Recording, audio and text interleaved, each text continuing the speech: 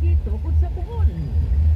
Sa balitang regional, pipila ka bahay sa Metro Cebu ang gibaha tungod sa kusog na uwan gumikan sa habagat o low pressure area.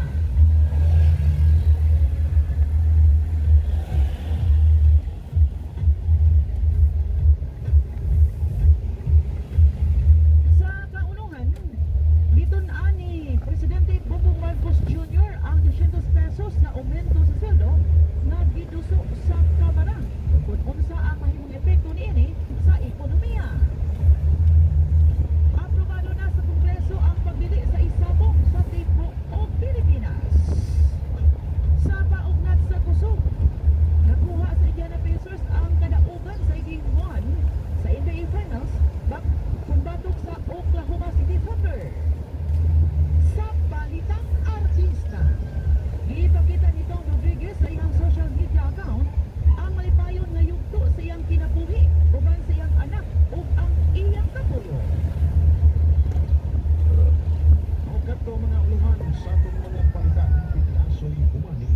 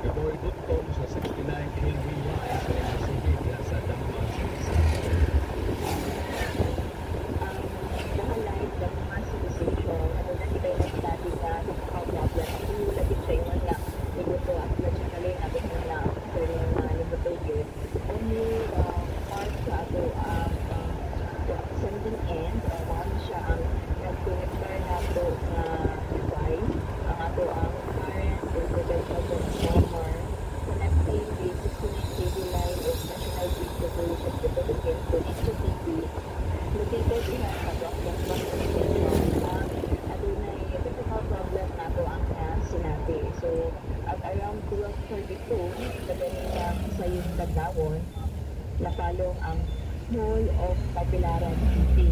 However, sir, aduna kita yung mga feeder na na-connect na to sa ato ang San Isidro nga substation. So, sa pagkakaroon, tulo na lang pa-favor ang wala nakasubra sa airport. Bisan ni Carlo Panda, ito sa feeder na lang ang wak mahapoy kuryente sa Sagadaon o ipagkitamutan ng pasigaw para sa feeder traffic sa Alimado, area, at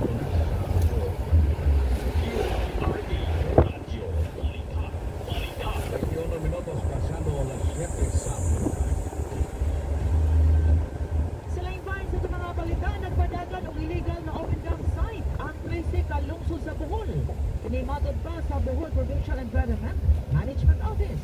Atong paminaw ang report ni Alagad Allen Doydora. 13 ka mga lungsod din sa Bohol ang ikataho nga dunay kalapasan sa Republic Act 9002 o sa ilhan nga Ecological Solid Waste Management Act of 2000 rumika sa Incorporated Open Dam Site. Pero may gitaho sa Bohol Provincial Environment Management Office ng BPO ato sa ilang second Daitang Provincial Ecological Solid Waste Management Board meeting sa nagalabang adlaw si Nino Lafonte dito sa Waste Management and Pollution Control Division sa BPO. Bukod kang yan, ang suha na ang 13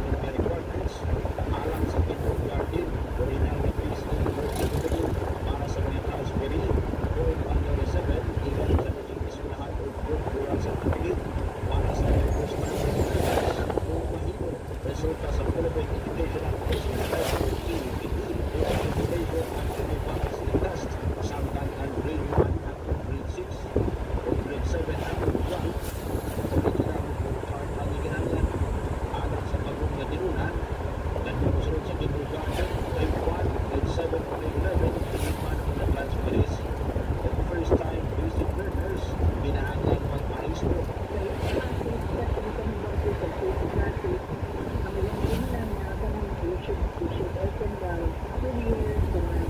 If it's possible, keep ang mode. Pero kami mode sa ating mga bata. Especially, ari ka kinder o grade 1 na handok sa intaw ng mga bata na first classes. Giusap sa DepEd ang patakaran sa edad sa pagsulod sa kindergarten sugod sa school year 2025-2026.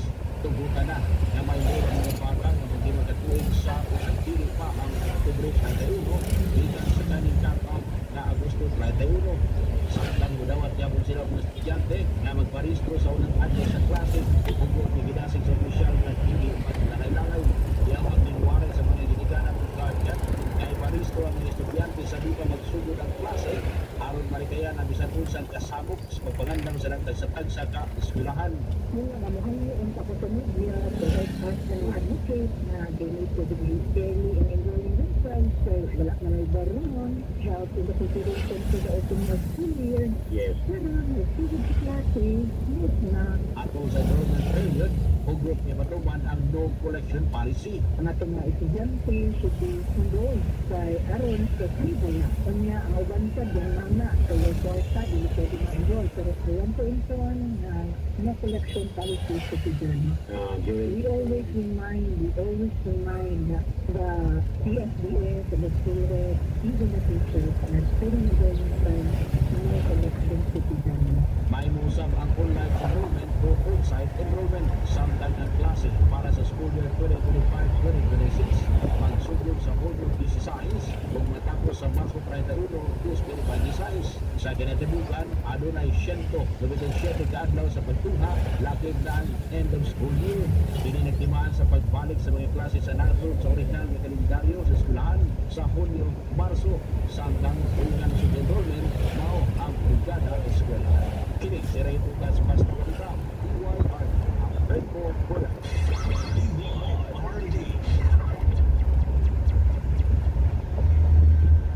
Gitinaw sa Provincial Health Office na may natalang kaso sa monkeypox sa lungsod sa Clarin o lungsod sa Luon.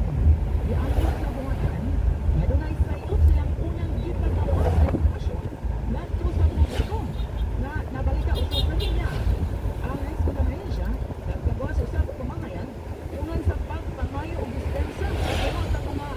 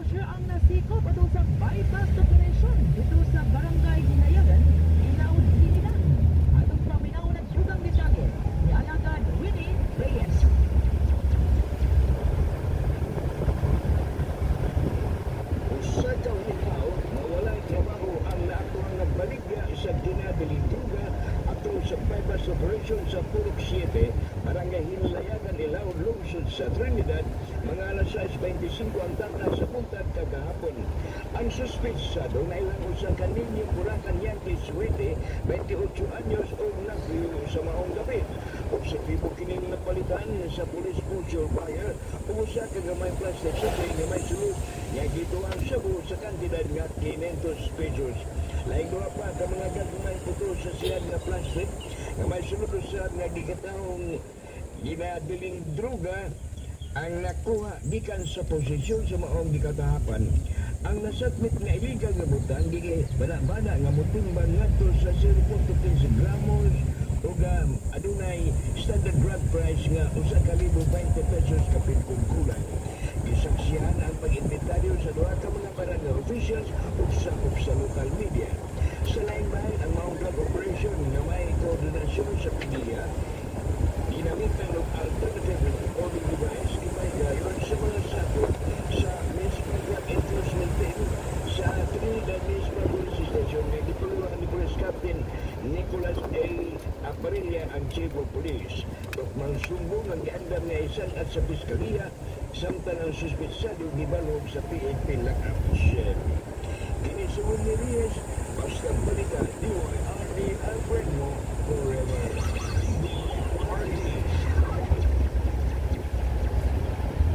Ito ang dating sa Lalawigan sa Bohol Catholic Bishops Conference of the Philippines Retreat and Plenary Assembly ng Huli 4 Asociación. Kompleto po natin ang terminal sa Lagad sa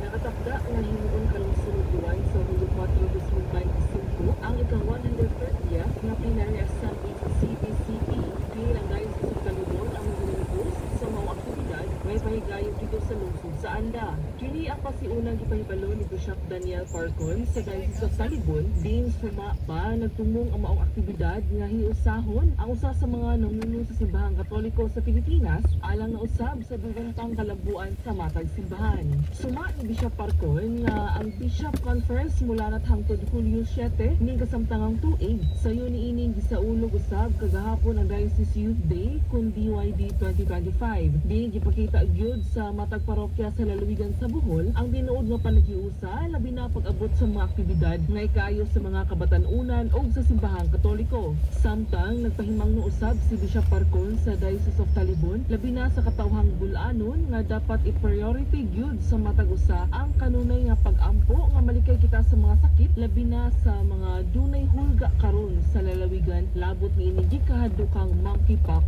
virus. Kini si Zara Arcayana, basta balita DYRD, ang friend mo forever. DYRD.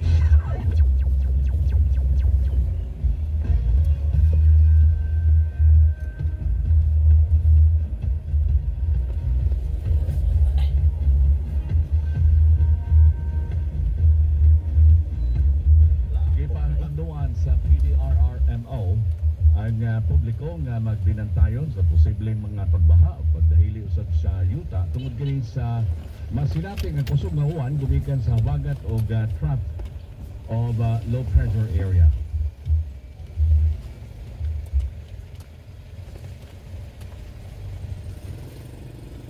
Wala na to ma-identify unsa nga klase nga cloud base sa report na to nakuha ni